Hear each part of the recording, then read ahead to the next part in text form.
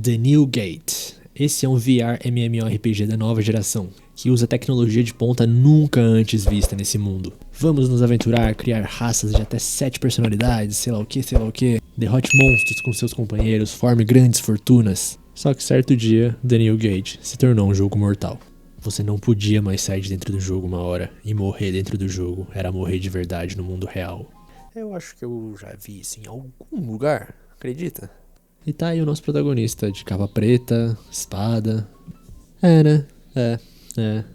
E pra dar fim, nesse jogo mortal, ele continuou lutando. Então tá lá ele se despedindo da party dele, porque ele tá lutando agora contra o último chefão do jogo. Ele consegue cortar uma asa do chefão, mas ele é muito rápido, muito forte e se regenera. Então o nosso protagonista usa o ataque especial Dança da Lâmina do Luar e mata o bicho. Origin, o guardião do portão, foi derrotado. Foram adquiridos títulos de Quebrador de Limites, o Realizador e o Libertador. Ao completar masmorra, agora é possível sair do jogo. Então ele vai ver a lista de players e ver que todo mundo tá conseguindo fazer logout do jogo. E ele, como um bom herói, espera pra ver se todo mundo vai conseguir sair. Então quando ele vai clicar no botão de logout, a porta atrás dele se abre. E do nada, ele acorda em um lugar completamente diferente. E ele sente que aquilo é real demais pra continuar sendo o mundo do jogo. E vê que ele consegue até abrir a janela. Com isso ele vê que todos os status dele tiveram um salto enorme. Provavelmente por ter derrotado o último chefe. Mas o botão de sair do jogo sumiu. Ele também não consegue ver a lista de players porque parece que não tem conexão com a rede. Só que pelas especificações do jogo, nesse caso ele não podia se mover. Então esse é o mundo real, na verdade? Então ele usa um item que leva até onde ele deixou registrado o local da base. Ele tá seguindo o negócio, até passa por uma cidade. E quando chega no lugar ele vê uma elfa sendo enquadrada por alguns homens. E eles querem saber aonde tá a mestra dela. E tiram ela do círculo mágico que envolvia a casa. E aparece um monstro javali enorme do nada. Os caras saem correndo e ela cai no chão de medo. E quando o javali vai atacar ela, aparece o nosso protagonista e mata ele numa só. E ele percebe que dá pra ajustar a habilidade da magia e que o peso do ataque físico agora volta pra ele. Uma sensação bem real. Então ele solta um cheguei em casa pra elfa, porque aquela era a base dele, né? A elfa fala que o nome dela é Tiara Lucente. E o nosso protagonista se chama Shin. Aí a Tiara agradece ele e tal e pergunta se é um conhecido da mestra dela. Porque ele falou cheguei em casa, querendo ou não. Ele não conhece a mestra dela e ela fica surpresa porque não tem ninguém que não conhece a Schnee Reizar, a subgerente do Santuário da Lua. Então ele reconhece esse nome, Schnee, que também, convenhamos, não deve ter muita gente chamada Schnee por aí. Aí ele pergunta se essa é uma elfa de cabelo prateado até a cintura com um belo corpo e muito bonita. Porque Schnee é o nome de uma das personagens de apoio que ele tinha. Aí a Tiara fica um pouco assustada com essa abordagem nele, né? Aí o Shin fala que ele e a Schnee são velhos conhecidos. Então a Tiara fala que não vai falar tão facilmente. Ela acabou de conhecer ele e aqueles caras de antes também estão atrás da mestra dela. Mas vai aceitar entregar um recado por 1000 Julis. Ele não sabe que a Julie só tem Jaus. Então ele tira um Jal da caixa de itens e a Tiara fica muito surpresa. Porque apenas poucas pessoas da realeza e anciões são capazes de usarem isso. E uma moeda Jal tem poder de aplicar feitiços, então elas valem mais ou menos 100 milhões de Julis. Sendo que dentro do jogo um Jal é um valor mínimo. Aí ela se pergunta quem é ele e ele fala que pela configuração a raça dele é de humano superior.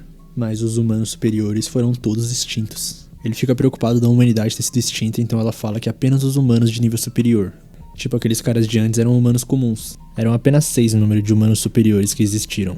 E eles estão desaparecidos desde o dia do declínio da glória, há 500 anos. Foi um grande evento histórico onde muitos desapareceram. Então o Shin finalmente começou a ligar os pontos. Será que esse mundo é aquele mundo só que depois de passar 500 anos?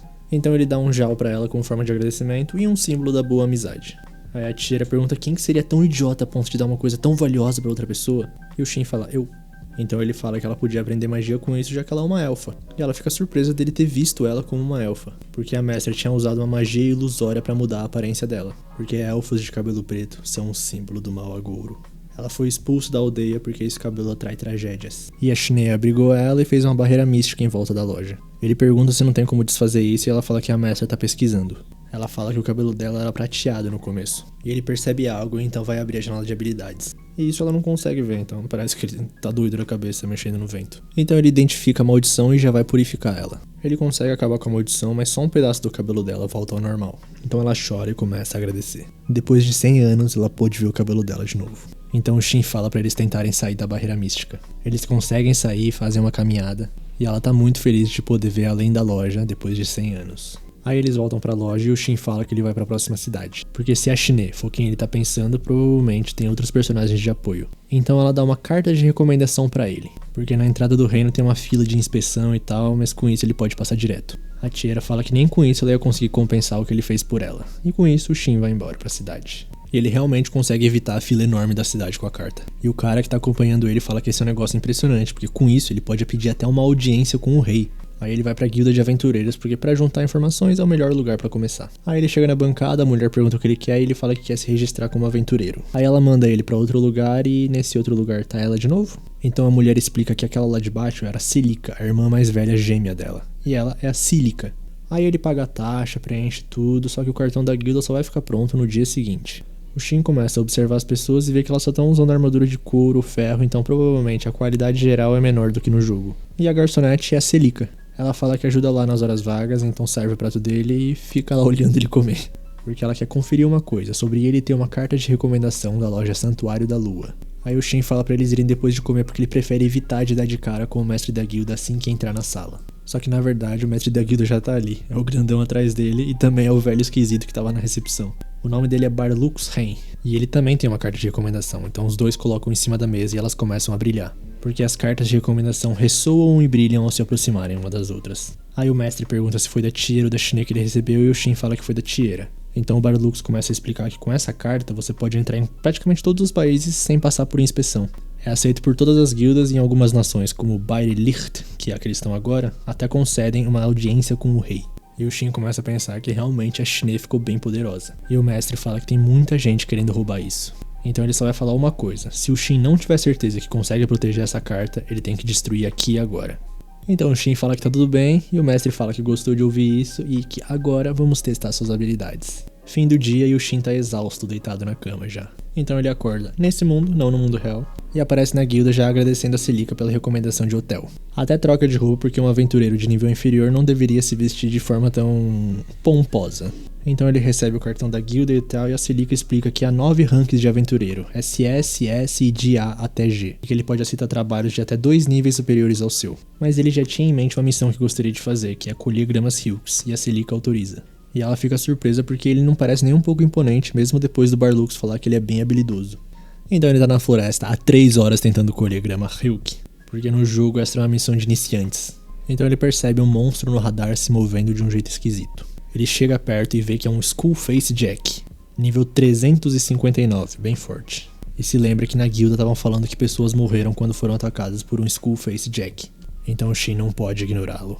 Então ele já começa atacando e percebe que o Skullface Jack é bem rápido. E ele nunca ouviu falar de um monstro morto-vivo empunhando uma espada com um elemento de luz. Enquanto a espada dele tá toda quebrada, provavelmente só aguenta mais um golpe. Então ele resolve testar algo e fala: desativar limite. E começa a tocar a abertura do anime de fundo, e já imagina o que vai acontecer, né? O Shin derrota o monstro no único golpe que restava da espada e a espada do monstro sai voando. E ele fica triste porque queria a espada de luz pra ele. Ele pega a pedra preciosa que o monstro deixou pra trás e agora ele tem uma noção do nível de força dele. E a espada que saiu voando foi parar logo na sala da realeza.